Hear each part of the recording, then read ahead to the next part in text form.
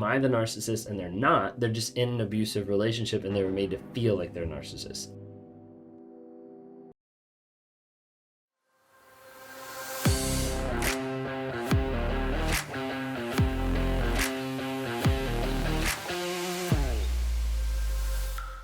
Being on social media brings up a whole world of thoughts when I'm talking about narcissism, because a lot of times people come out of the woodwork saying, hey, you're being mean to narcissists, or you're stigmatizing narcissists, or you're just painting them out to be bad people, or you're painting them out to be, people that, can change something when they actually can't, or all these different types of things that sometimes pops into social media.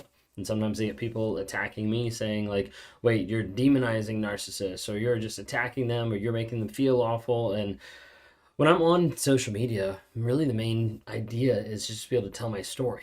And oftentimes I'm telling my story and using illustrations and using books and information that we learn about narcissism to be able to validate my own experiences, but then also to be able to say, hey, this is what is happening. And this is what you normally see in narcissistic relationships. If you're new here, my name is Ben Taylor. I am a narcissist. So I'm a self-aware narcissist on this platform and several others to provide awareness, growth, healing, and change. And I do that in multiple different ways. We do that by dropping small nuggets of truth on all social media platforms: TikTok, Instagram, Facebook, YouTube, LinkedIn. We're adding a couple different ones as we speak, but we're trying to figure out ways to be able to let people know what it actually is, which is why we're about awareness, growth, healing, and change. Of trying to be able to have people become aware and get clear about what narcissism actually is. So when I'm talking to people in lives and in one-on-one events and in coaching, it's to help them understand what they've actually gone through. Maybe that they're not crazy. Maybe that they're not alone. But ultimately to have them understand the crazy making that's happened in their relationship so that they can find the truth, and that the truth will set them free. Like I said, we do that with multiple platforms. If you don't follow on any of those or on the podcast with either Apple or Spotify, Amazon Music, then just follow, like, subscribe, give us a couple ratings, give us a couple reviews. Look us up under Raw Motivations everywhere. Would love to have you part of that community. Speaking of communities, one of the ones we'd love to have you a part of as well is also the NARC app. The NARC app is a new and improved app that we've been working on over the past couple months to be able to bring to you learning, knowledge, accountability, journaling, so that you can actually engage with an app to help set up good practices and habits to be able to set you free from that person and be able to continue building into yourself long term in that growth, healing, and change. You can interact with a community of people there to ask advice, to get feedback, to see what other people are going through, and you can join our weekly lives. Come on screen, ask questions in a secured environment, so that's not getting broadcasted anywhere on social media, and also be able to participate in our monthly coaching, whether it's either myself or coaches from all across the globe that come together to try to be able to help you heal, grow, and change. Would love to have you be a part of that community. Download the NARC app. Just type in NARC. It stands for Narcissistic Abuse Recovery Community. We'd love to have you join that. We'd love to have you be a part of that.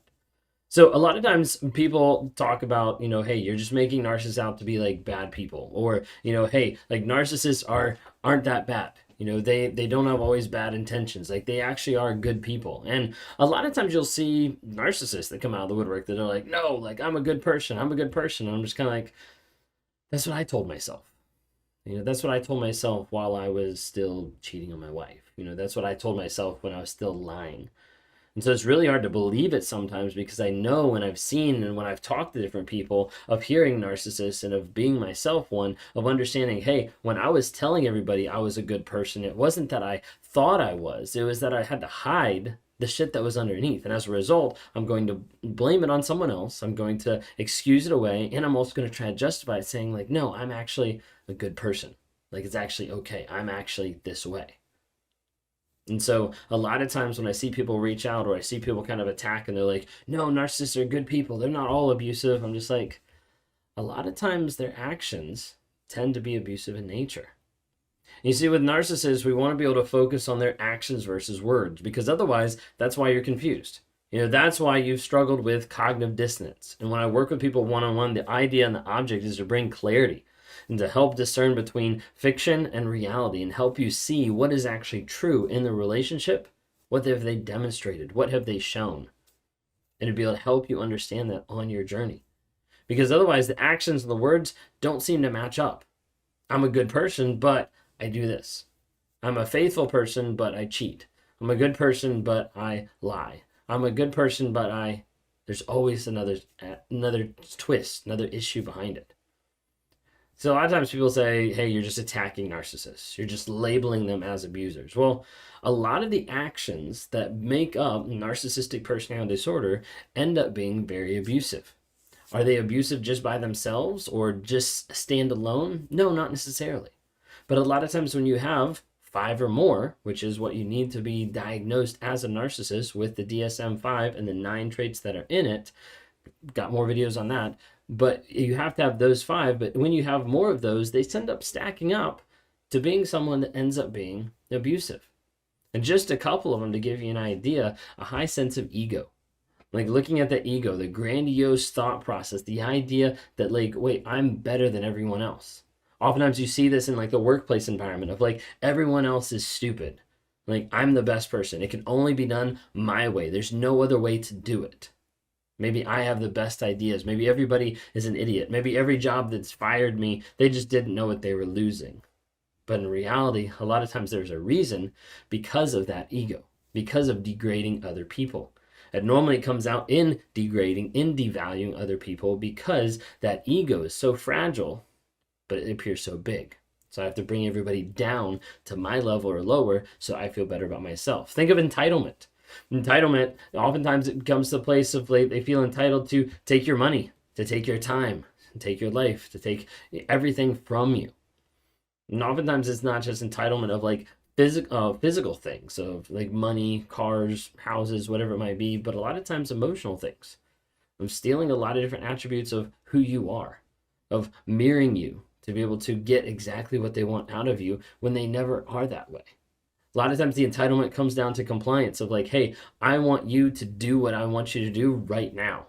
And if you're not a great servant to me as a narcissist, then you are useless and I'll move on to someone else because they feel like they're owed.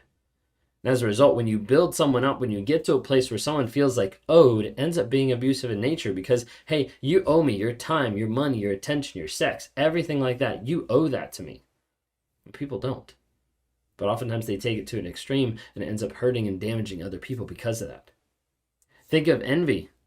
A lot of times narcissists are envious of others or think that others are envious of them.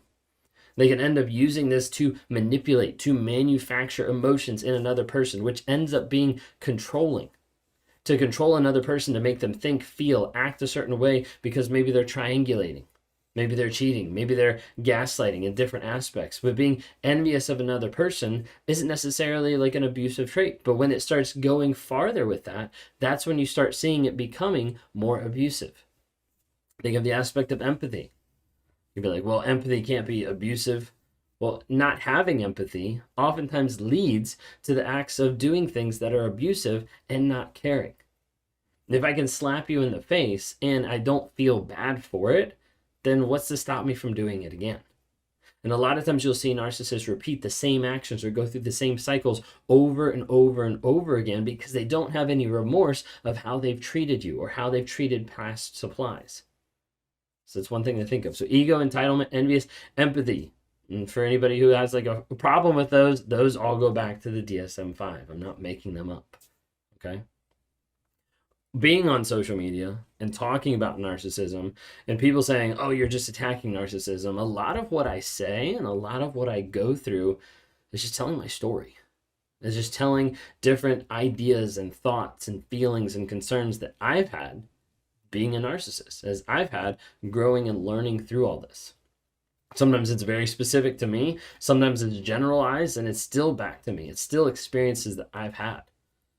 Abusive behaviors that I have is lying to everyone in my life, including myself, and gaslighting my wife, other people, my job, like people that were close to me or people that trusted me, telling them that something wasn't real or didn't exist or didn't seem that way so I could escape the accountability, and causing frustration, causing fear, causing panic attacks, cheating multiple times, triangulating, pitting people against each other in the workplace and also in the romantic setting, manipulating people, breaking things, love bombing, all abusive in nature because they end up damaging and hurting relationships, jobs, businesses, friendships, everything else around them. I do want to pause, and I do think there's one way that we as a culture of like narc talk community and creators at times have actually stigmatized narcissists. And the reason why I say this is because it's something that I've grown more aware of and I've actually stopped saying because I used to say it very early on and then it didn't make sense. But a lot of times you'll have someone like ask, like in a chat or a chat room or, a live event or something, they'll be like, am I a narcissist? How do I know if I'm the narcissist? And normally what people's response are, well, if you're asking if you're a narcissist, then you're not a narcissist. And I actually think that's not helpful. Part of the reasons I don't think it's helpful is because I have more people reaching out each and every day. I've got some that are reaching out being like, am I the narcissist? And they're not. They're just in an abusive relationship and they were made to feel like they're narcissists. And I also have people that are reaching out that are saying, am I a narcissist? And they have the narcissistic traits. And it's stuff that they're actively struggling on. The thing that I've seen, though, is several people that have reached out, survivors that have reached out, that have said their narcissist reached out and looked it up and Googled it or talked to a therapist. And the first response was, well, if you're asking, you're probably not one. And then they went home, continued abusing, and was like, see, I'm not one. I asked. Like, it's not me. It's this. It's you. So let's not enable anybody else by saying, hey, if you're asking, then you're probably not a narcissist. It's a cop-out for a lot of people. The other thing that I wanted to kind of talk about and like latched on to is like, if I would have had that expressed to me early on in my journey, and I was actually talking about this in a live event with Lee the other day, and he didn't have this expressed to him either in his journey. His therapist was very like open of like, hey, come on in and we'll talk whenever he expressed narcissism. If I would have had that expressed early on in my journey, I don't think that I'd be here today. I don't think that raw motivations would have been formed. I don't think that I would be with my wife. I don't think that anything of this would have happened because I would have used that. I would have grabbed onto it and held fast to it of like, hey, this is not me. Therefore, it's not my fault. It's your fault. I probably wouldn't have got help. I probably wouldn't have continued forward. So I wanted to bring this up because like, if you're struggling, thinking you're a narcissist, reach out and get help. Talk to a therapist, talk to a coach. Talk to me. If you don't want to talk to me, do hashtag NarcAvengers. Talk to any of the other ones that are out there trying to help people heal, grow, and change. Would love to be able to talk to you and walk you through the 9 traits, walk you through what you struggle with, walk you through what's going on in your relationship to determine if you're a narcissist or determine what is actually going on. Do you identify as this or do you just have toxic traits? If you have toxic traits, then let's still work on those. Either way, when people get awareness about what's going on in their lives, they can work on their healing, growth, and change. And that's what I want to call you to do. Maybe you're struggling today because you've been in a toxic relationship and you're struggling being like, am I the narcissist? Am I the narcissist? If you're thinking that, reach out, get help. Because you might not be at all, and maybe you've been gaslit to believe that, and so you're going to need help. You're going to need therapy or coaching to be able to work through it. Or maybe you do have toxic traits and it's stuff to be able to start that healing process of identifying what they are, learning about them, healing, growing, and changing. But let's stop putting out there, well, if you're asking about if you're a narcissist, then you're probably not one. No, because now as more people are learning, more people are becoming aware, there's a lot more people asking that actually might be a narcissist.